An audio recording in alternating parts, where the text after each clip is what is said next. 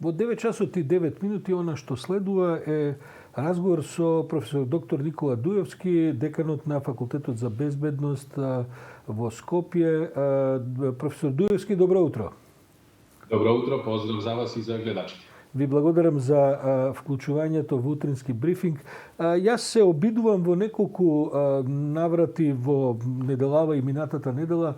Професор Дујовски, повод ми е пред се оваа афера која што се појави околу пасошите, издавањето на фалсификувани пасоши, и се обидувам да ја одлепам аферата од самите политички аспекти за кои имаат, се разбира, актерите на политичката сцена интереси и да ја третираат како скандал и така натаму. Меѓутоа, мене ми остава впечаток, вчера правевме еден детален разговор со вашата колешка Фросина Ременски, ќе се обидеме денеска и со вас.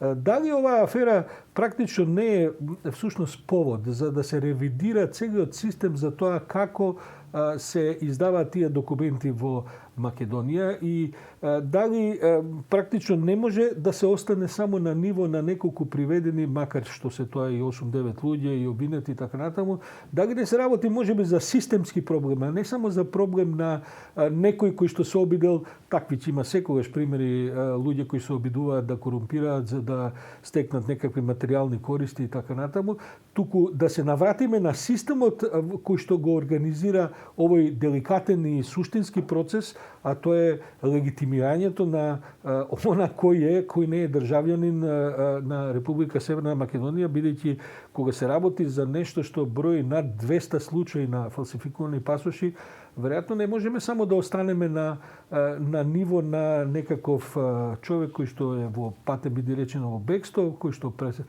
посредувал за тие пасоши, па потоа се добива впечаток дека поединечно корумпирал службеници во службите.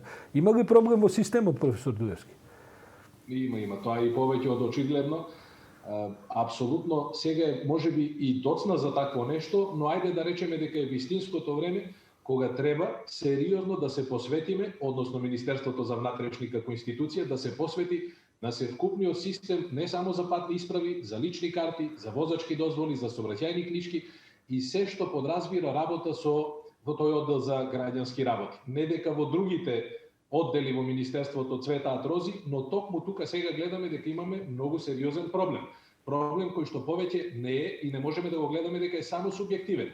Или на овие приведените, па и нека покаже истрагата дека биле и во вертикала и во хоризонтала многу повеќе од 8 или 10 луѓе, тоа нема да ни помогне да тој систем кој што е апсолутно срушен да повторно го изградиме. Зошто? Ова не е од денес. Ако се навратиме 7-8 години наназад, начинот на издавање на лични карти на луѓето кои што од Мала Преспа, од Пустец, доаѓа и гласаа овде, па добива адреси по 40, по 50 луѓе во еден стан на некоја улица во Скопје, па потоа, ако се сеќавате, пред отприлика месец дена Министерството имаше една акција во која што приведе луѓе, кои што токму од тој оддел само во соседната просторија издавале возачки дозволи на лица кои што немале положено за категорија. И еве сега ова, 200, велиме 215, досега знаеме за 215. Истрагата можеби ќе покаже дека станува збор за многу поголем број на издадени патни исправи, ова се оригинални патни исправи со невистините податоци. Значи дека мора веднаш, ако тоа не е започнато, мора Министерството веднаш да се посвети на проверка на работењето на севкупниот оддел, па да видиме патните исправи, возачките дозволи, личните карти, уверенијата за државјанство и сите други материјали кои што ги издаваат од Министерството према граѓаните, дали може да се помогне тој систем повторно да биде изграден. Се разбира, ова се инцидентни ситуации, но веќе завземаат, барем според мојот впечаток, еден епидемиски карактер, кога повеќе не сме сигурни дали нашите податоци се злоупотребени или не се. Тоа што за мене е добро, тоа што јас го поздравувам и навистина го почитувам, е тоа што Министерството за внатрешни работи превзема активности против своите вработени. Видовме пред месец дена приведување, не знам докаде е истрагата за возачките дозволи. Еве сега можеби е малку и рано да очекуваме обвинителството да излезе со проширување на истрагата, но уверен сум дека доколку тие, а треба да имаат независен простор за действување, ќе ни одговорат на прашањето како тој систем кој што го изградивме на биометриските документи, а е доволно заштитен однадвор. Знаете, и смислата кога се градат вакви системи е тој да биде доволно заштитен и отпорен на надворешни влијанија. Да не може никој, како овој посредникот или како овие балкански осведочени криминалци, да дојде и туку така да добие документ однадвор, и во тој дел мислам дека сме прилично безбедни. Овде станува збор за нешто што дури ни германецот не би се сетил да го заштитува системот одвнатре.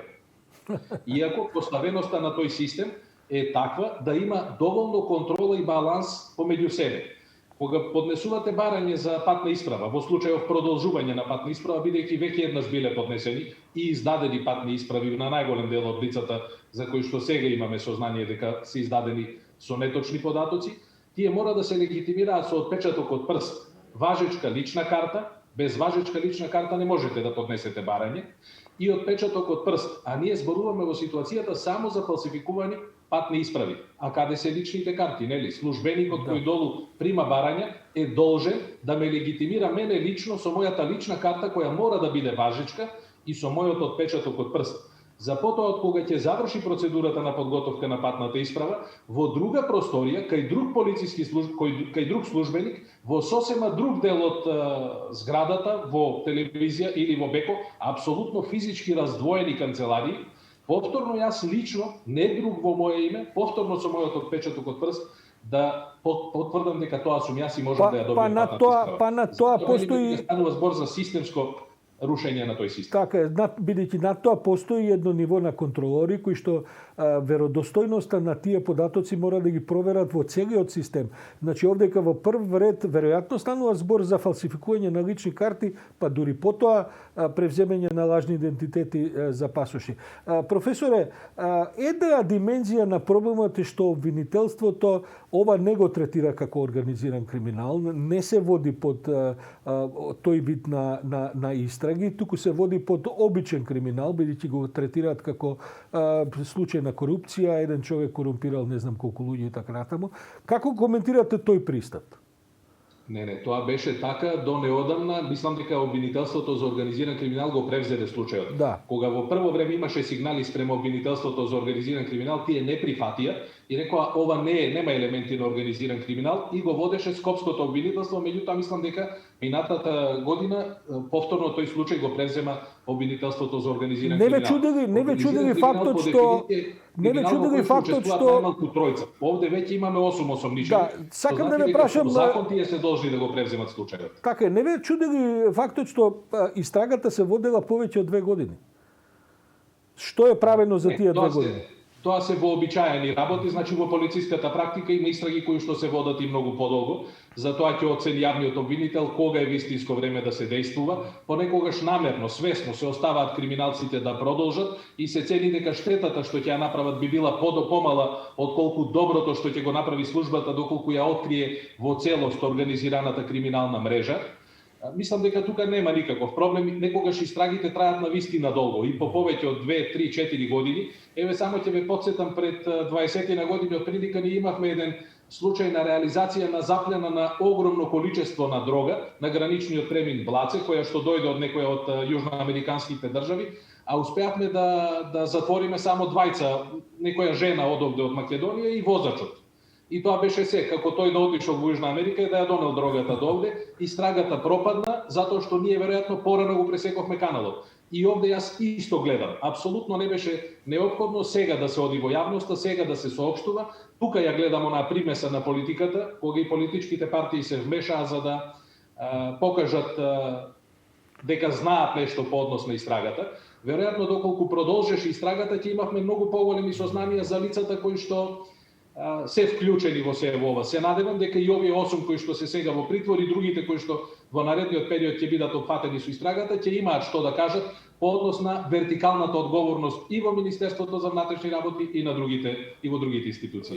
Професор Дуевски, кога ќе се вмешаат и странски фактори, особено бидејќи и официјално американската администрација потврди дека била вклучена во разоткривањето на аспекти на целата афера. Тоа значи дека токму ова што го говорите, имаат интерес да не да направат апсења кои што ќе се спроведат веднаш на 6-7-8 лица, туку веројатно сакаат да го видат целиот синџир на злоупотребите и потоа што се прави со тие пасоши, да откријат поголеми мрежи кои што можеби не се само во Македонија, да откријат што со тие идентитети потоа се трансферираат бидејќи тоа не е само тоа кривично дело. Туку веројатно се работи за перење пари, за други злоупотреби, дури можно и за учества во многу компликувани меѓународни дејствија кои што може да бидат поврзани дури со тероризам и така натаму. Веројатно и тоа е причината што истрагата траела толку долго, бидејќи го спомнавте на Чочоровска случај, таму навистина се пресече еден канал, ама таа американска деја во принцип не дава на патот на шверцот на кокаин да се вршат апсења, бидејќи сака да ги дочека вистинските големите организатори кај што се прават големите дистрибуции, каде што се адресите од кои што потоа се прават целите мрежи и така натаму. Претпоставувам тоа е аспектот на целиот овој случај и во оваа смислена странската вмешаност.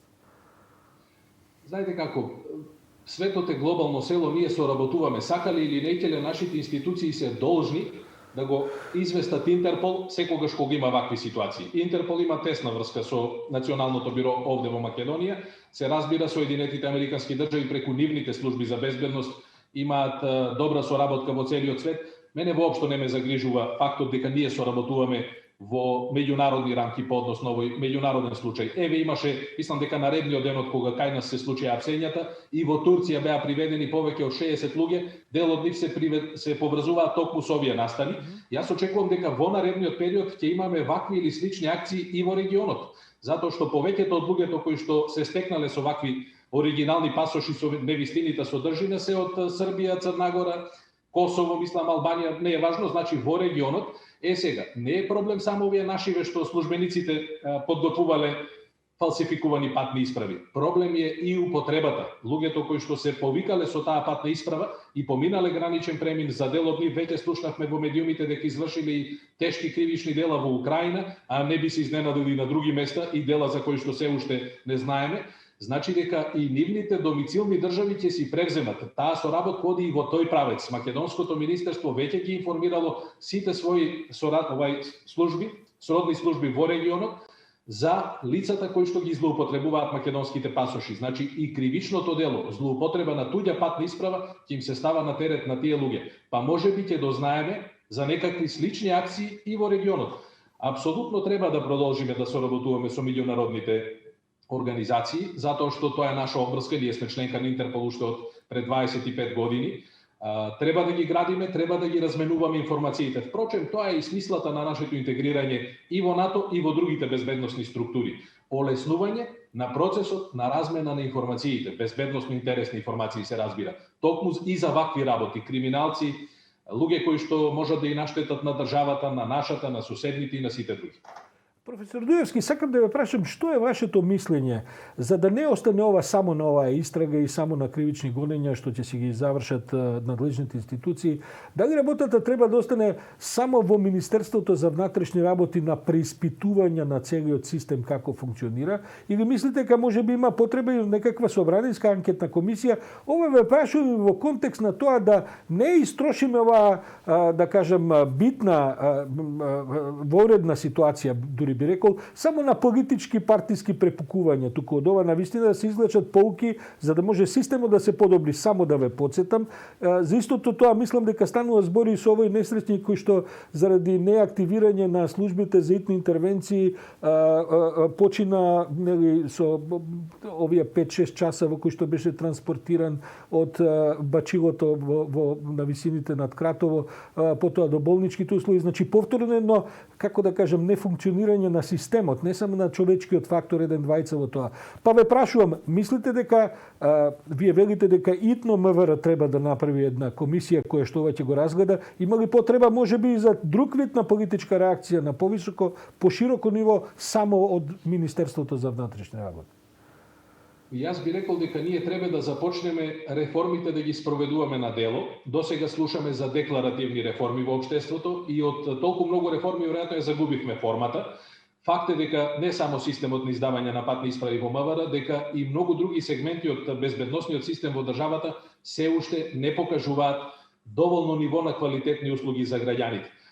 А јас би посакал ова да биде една пресвртница. Да, навистина, ние се движиме во една многу опасна зона кога граѓаните веќе ја губат довербата во системот кој што функционира, односно не функционира, и треба сите, пред се професионалците, да добијат политичка поддршка. Затоа мислам дека не е спорно во ова време, кога можат да се договорат, гледаме дека можат да се договараат политичките партии и од власта и од опозицијата, да прават некои добри чекори во однос на, особено за справување со корона кризата. Меѓутоа потребно е да се направи зајакнување на системот во целина. Безбедносниот систем е само една од алките.